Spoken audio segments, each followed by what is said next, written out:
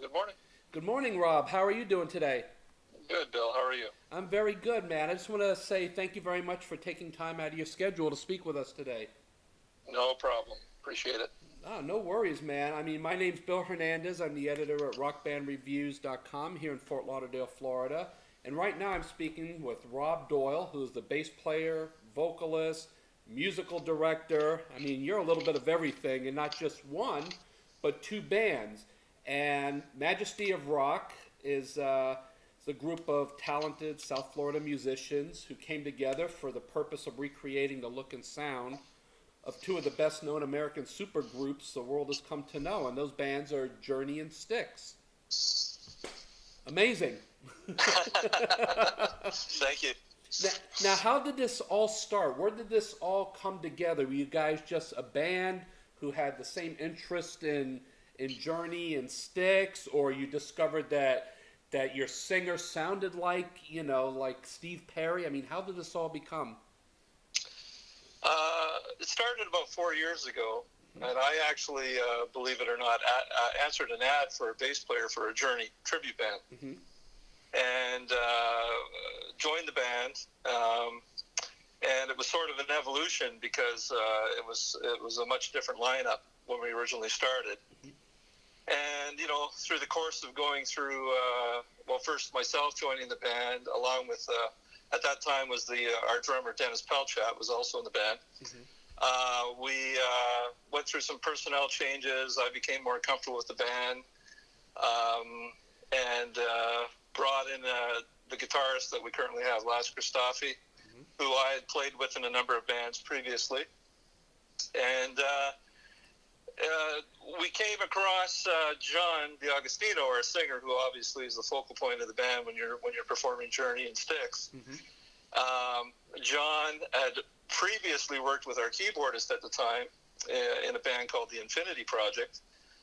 They had some problems getting off the ground, and one thing led to another with the vocalist we were working with at the time. Things weren't working out.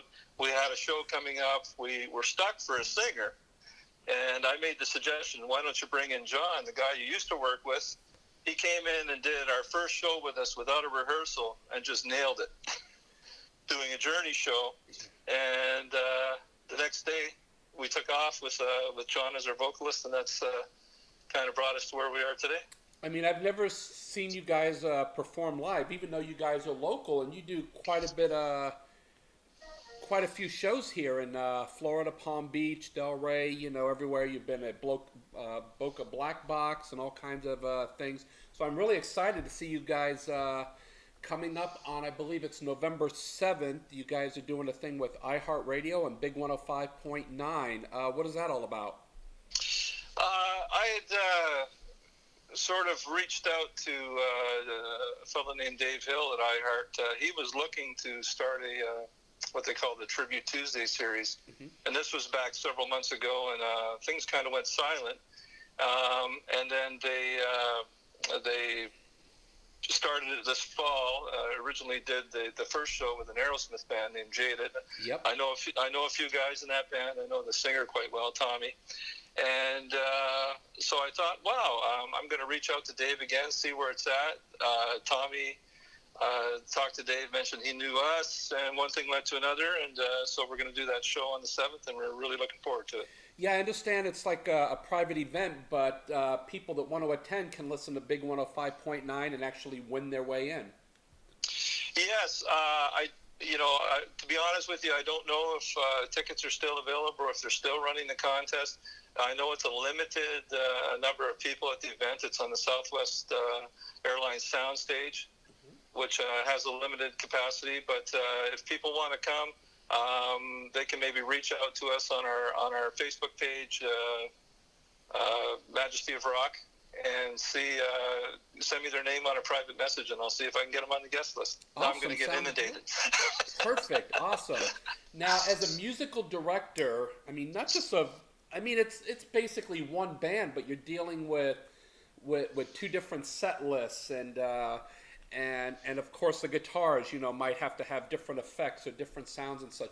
What is the job of a musical director? The job of a musical director is really to organize the guys in the band, to set the direction in terms of what songs we're going to work on, make sure the guys are doing their homework and getting the parts down.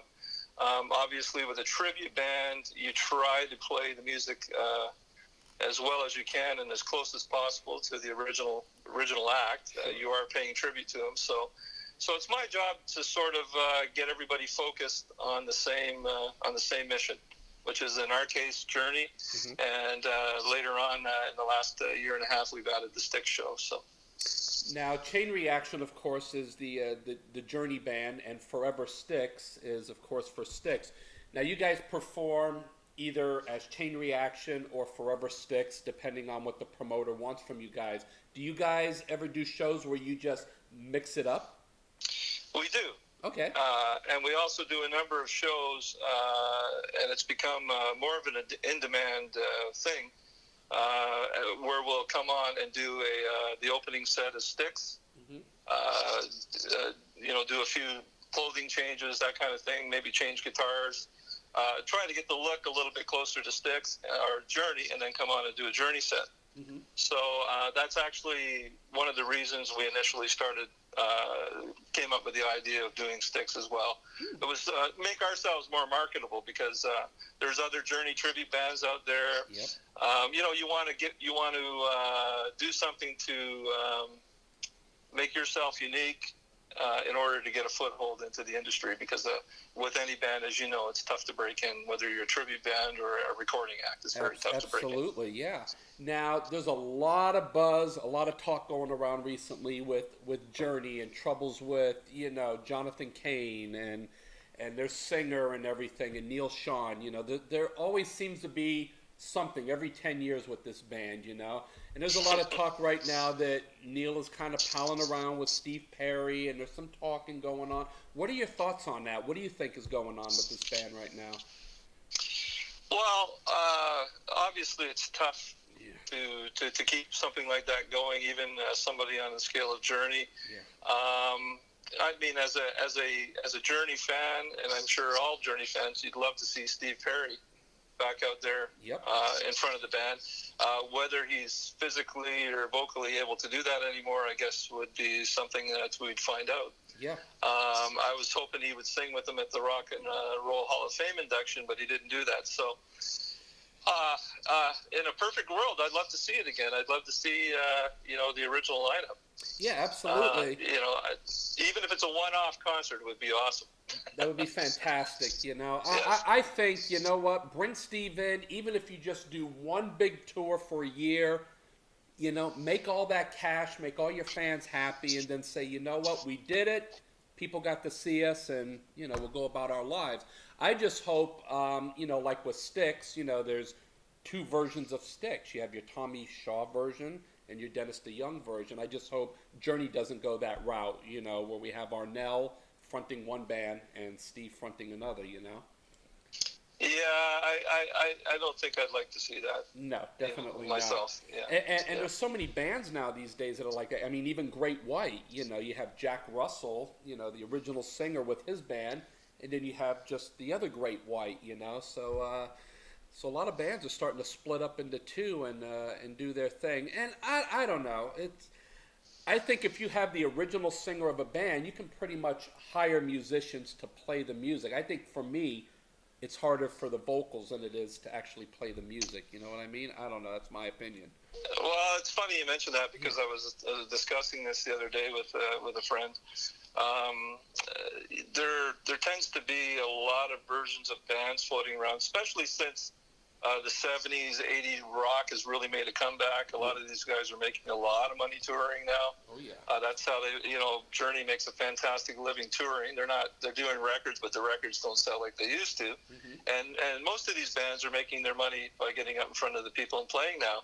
And as a consumer of that music, you really aren't sure, in a lot of cases, which band you're getting. Are you getting a band where you've got a guy that sat in and played 2 years of guitar with the original band, or are you getting a band with the original singer? True.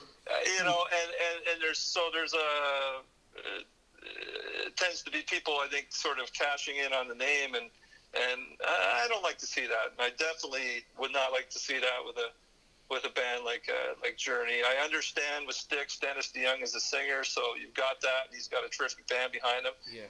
And I also understand, you know, you got Tommy Shaw and JY with their current lineup of the band, which is fantastic. Oh, amazing. Yeah, they're great. I mean, they're as good as they've ever been, you know, with that lineup. So. Yeah.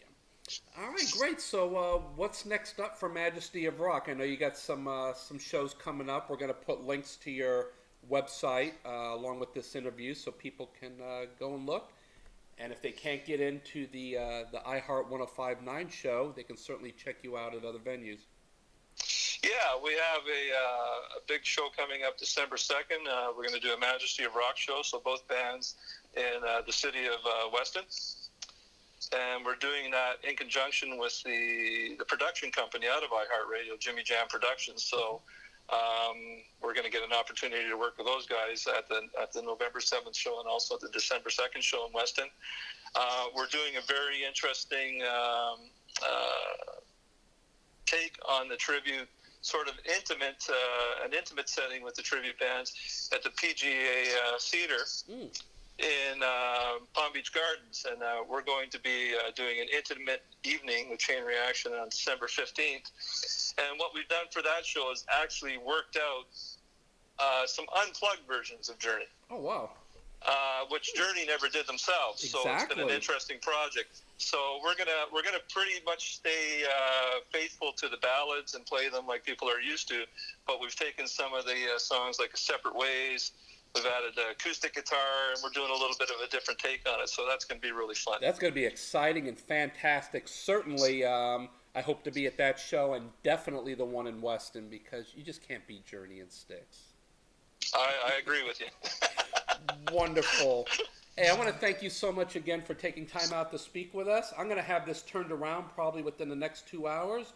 I'll send you a link to this interview and to the concert preview for the November 7th gig you guys got going on. And I hope you like it, man. I'll have you on the guest list. All right, wonderful. I'll text you in a little bit about that. We definitely want to come out and cover this show.